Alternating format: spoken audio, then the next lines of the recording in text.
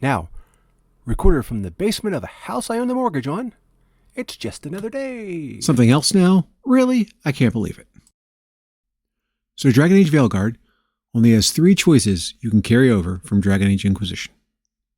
They are who the Inquisitor romanced, whether you disbanded or kept the Inquisition under control of the Chantry, and whether your goal was to save or stop Solus. Now, those are pretty limited, considering all the options and choices you made throughout the game, and also Dragon Age 2 and Dragon Age Origins. And it all is a question of the player experience. Good RPGs allow for a lot of choice, as much as they do for hopefully good gameplay and strategy. And it's fun, especially when we complete the game, to watch the slides, the narrated slides, tell us how our decisions and actions impacted the world. Dragon Age and Mass Effect are unique in this, in that you can carry those decisions over from game to game. Now, as a fan, I didn't expect all the decisions to carry over. I mean, I understand that's a lot. And let's be honest, Inquisition can be a little grindy. And there are a lot of things you can do that aren't as impactful on the whole world. I mean, talking to grindy, I know a lot of people who've just sort of stopped or stalled playing the game because all they've done is go through the Winterlands and try to 100% it. And that can be rather monotonous after a while. I know, because I'm one who stopped playing after a while. But I've went back to it, and I'm enjoying it. And let's be honest, exploring Thetis and copying over some of the actions of the war table, I can understand why they're not worth carrying over. And there's also the judgments. And honestly, as long as you were in decent relationship with your companions and your advisors, I think that, they can be left off too, except for your romance, of course. But you still made a lot of those decisions. And I know to me as a player, some of them really, really mattered. All right, let's get some venting and frustration out first. There's a save editor for Dragon Age Inquisition you can pull off of Nexus Mods. You run it, you open up the save game file, and in there is a XML sheet that you can convert into a Excel spreadsheet that contains all the flags for the world states of the 3 games, all the way back to Dragon Age Origins. When you open up the spreadsheet, you're going to see that there are 420 different flags for the world state between the 3 games. Taking out character creation, character companion approvals, and some other insignificant stuff like gold and stuff like that, it comes down to about 361. Dragon Age Inquisition has 135. And they gave us 3.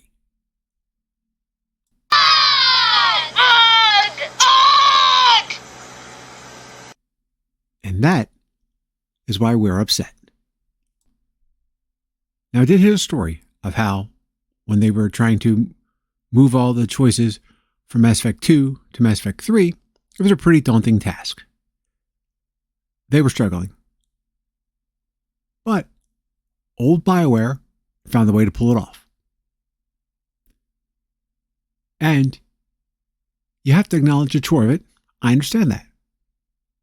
There are a lot of variables to load. Again, 420 and 135 were from Dragon Age Inquisition. But they also knew what the customer, the players, wanted and expected. So again, they pulled it off. Now, I know there are other variables here at play, but 3. And it's a shame because everything is mapped out in the tapestry of the Dragon Age Keep website. Brief history: the tapestry and the Dragon Age Keep website were created because while developing Dragon Age Inquisition, EA bought a major stake in the Frostbite engine. So, at that point, all games were to be made in the Frostbite engine. Well, Dragon Age Inquisition is owned by Bioware. Bioware is owned by Electronic Arts, hence, it was going to be created using the Frostbite engine. And the tapestry is really a fun and beautiful thing. I mean, it has a nice art style that's sort of Byzantine mural feel with the cards. And to see everything, all my choices, puts things in perspective. Especially when it comes to looking at how many choices there actually are and which ones lead to other ones. And when you complete your tapestry, you can save it, and going into the settings of the website, you can tell it to play. That's right. You get a video presentation of all your choices of your world state, narrated by Varric himself, Brian Bloom. Another reason the development team is only importing 3 choices is because Veilguard will take place in Northern Theatis. Deventer, maybe Antiva. So there you go. So all the conflict and all the decisions that were made in Southern Theatis, Orlais, Kirkwall and the Free Marches, of course Ferelden, aren't going to have much of an effect, which I disagree. But things that happen in the South can still have effects on the rest of the continent. All right, so let's do a breakdown of these 3 choices. First, who your Inquisitor romanced. Okay, so if you were a female elf, you could have romanced Solus. I don't think that was going to change his mind. And if you romanced someone else in the party, well, is it really going to matter in Veilguard? Will it affect a cameo? Well, they have a cameo. Cameos are usually a fun way to see how your choices in previous games played out, and the effect on the world in general. Then, did you disband the Inquisition? Well, Solus apparently created a small spy network within the organization, so getting rid of it would limit his ability to gather information, but keeping it would make it a great peacekeeping force, although that's historically always turned out well, and would fall under the control of the Chantry. With the resources of the Chantry and the Inquisition combined, they could be quite a powerful political and military force. Then, there's the question of, was your goal to stop or redeem Solus? Well, let's be honest, he was going to do what he was going to do anyway. And the 4th game was originally called Dreadwolf, so you know he was going to be vital to it somehow. Maybe he was originally supposed to be the villain, but, oh, well, apparently now what I've seen from the demo gameplay, you kind of sit in his lighthouse in the Fade and go places. Guess he's the landlord now. And there are so many more they could have used. So many decisions and choices from the previous games.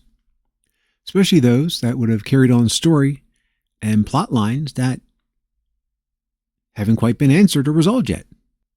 Let's take a look at a few that started in Dragon Age Origins and Dragon Age 2.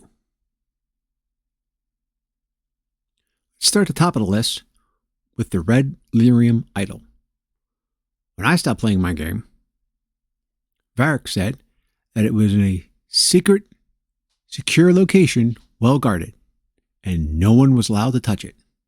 You know, Solus is looking for the thing, I'm sure he wouldn't mind picking it up. It would probably be very, very useful to him. And then there's the Well of Sorrows. That's from Inquisition. Did Morgan or the Inquisitor drink from the well? And since Solus took Flemeth's power, could he control them like she did? I mean, it kind of goes against Solus's whole free will rebellion philosophy, but hey, push comes to shove. People in power have done, desperate people do desperate things. Because he would control a very powerful political figure and a very powerful mage. And something that crosses over all the way back to Origin. Is Kieran, the old god baby, is he canon? Because if you look at the beginning options for Dragon Age 2, if you don't import everything over, one of the defaults is that you were a noble grade warden, male noble grade warden, who killed the archdemon and lived, and you set Alistair and Honora jointly ruling Ferelden. That means that somebody, whether it was your character, Alistair, or Loghain, completed the dark ritual with Morgan to create Kieran. However, Dragon Age 2's canon is that a elven warden, a Dalish elven warden actually, died killing the archdemon, and Alistair rules alone. Just saying. Just throwing that out there. And now let's look at things on a larger geopolitical scale, shall we? Who's in charge of the Chantry? Who's the new divine? Is it Cassandra? Is it Liliana? Is it Vivian? I mean, is it the warrior, the spy master, or the mage? Tevinter has her own version of the Chantry, and I'm sure there'll be no conflict between the two when dealing with Solus. Also, speaking of the Chantry's headquarters, who's ruling Orlais? Is Empress Selene still alive? Is she ruling? Is Gaspard ruling? He was pretty militant and may decide to kick Orlais back on its old empire path. Selene at least wanted to keep things civil and peaceful between everybody. And Briella is kind of pulling the strings in between the two of them, or at least trying to. Orlais could be a great ally, depending on what happens in Veilguard, especially trying to fight those archdemon elven gods. Orlais wardens join the Inquisition, or did you banish them? Because again, that's another force, military force, that could be very, very useful. In the final big conflict, which kind of starts off everything in the Inquisition, did the Inquisition side with the mages or the Templars? Because that's a big choice, and it'll have a lot of effects going forward. All in all players want to know is that their decisions mattered. That they were able to create their own unique Ferelden, Orlais, Thedas in general. That their characters made an impact. That their choices mattered. And their game experience was unique. Now I know between game to game, a lot of these things sort of end up in a quantum flux until a decision is actually made. But we still made them. We lived and we told our story of the Grey Warden, of Hawk the Champion, and of the Inquisitor.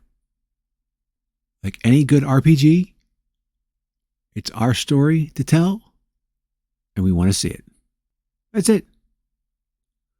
We want to know that our story carried over. I think now is a good time for me to decide that I'm going to end this by thanking Anthem. That's right, Anthem.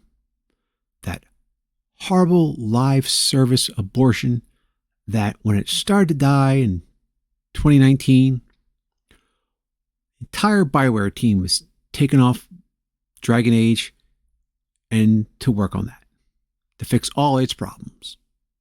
That's right, folks. It was only 5 years after Inquisition's release that people got pulled off the job.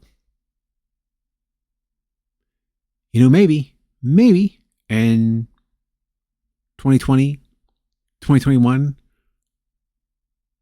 we could have got Dreadwolf, the game we all wish and hoped we'd get. But things are what they are. Thanks for listening, folks. Have a good night. If you liked the video, feel free to like and subscribe, or leave a comment below. I could really use the help and some advice, because I'm still figuring out how to do all this. Take care.